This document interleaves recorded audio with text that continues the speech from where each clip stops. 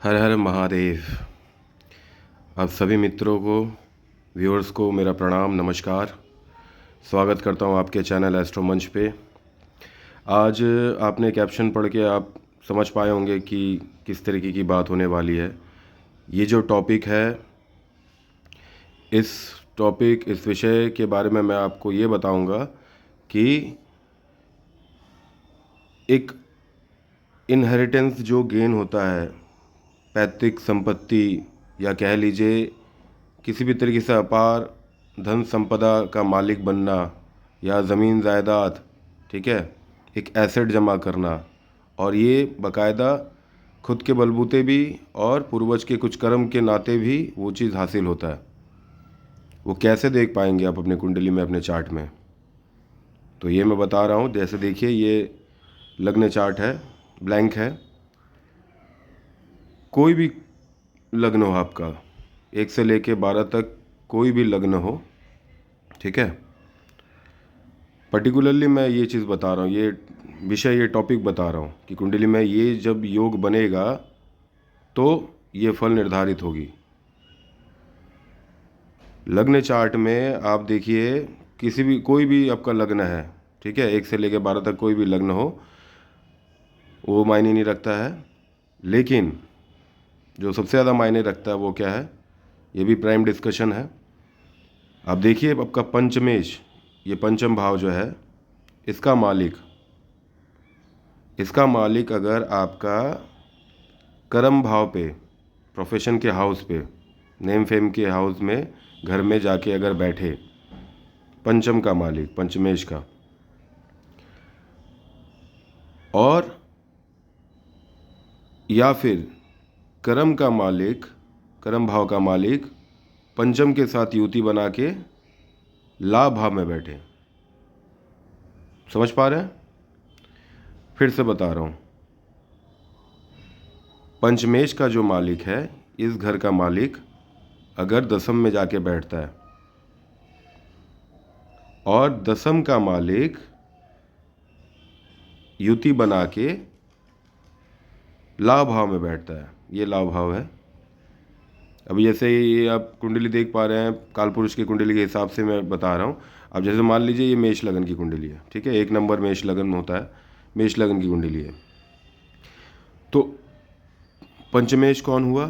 सिंह राशि। सिंह राशि का मालिक कौन हुआ? सूर्यदेव। वो जाकर अगर दशम भाव में बैठे हैं तो दशम के मालिक कौन हुए? मकर राशि के मालिक शनिदेव महाराज। उसके साथ वहाँ विराजित हों अगर, ठीक है, मतलब उस भाव में। या दूसरा सूत्र ये है कि पंचमेश और दशमेश, ठीक है, दसम, ये दोनों का मालिक मतलब सूर्य और शनि दोनों जाके लाभ भाव में बैठे अगर,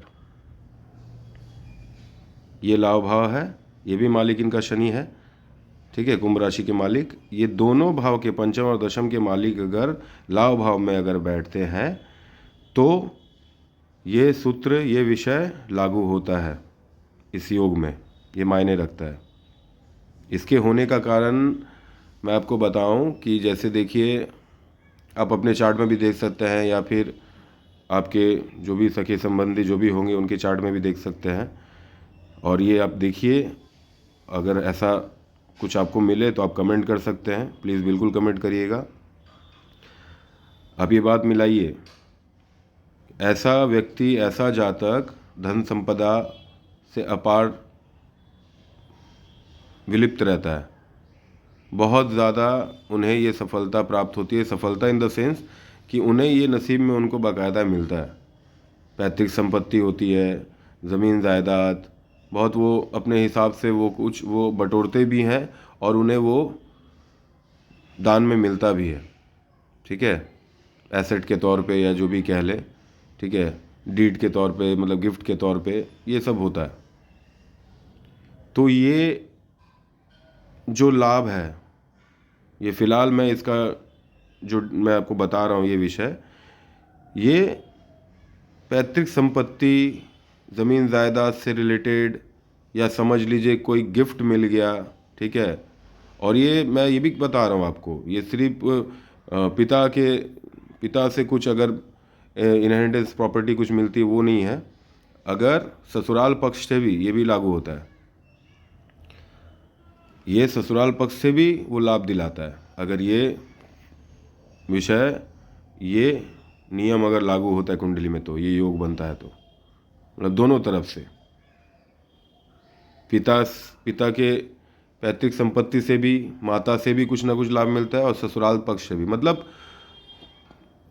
समझ लीजिए चारों तरफ से इनका नसीब का चाबी खुल जाता है अगर ये योग बनते हैं तो।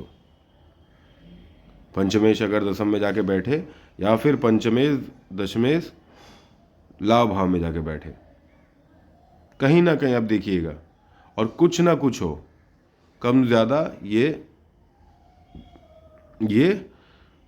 लाभ, ये ऑफर इन्हें प्राप्त होती है। मिलता है नहीं, मिलता है। ठीक है, कुंडली में अगर ये इस तरीके के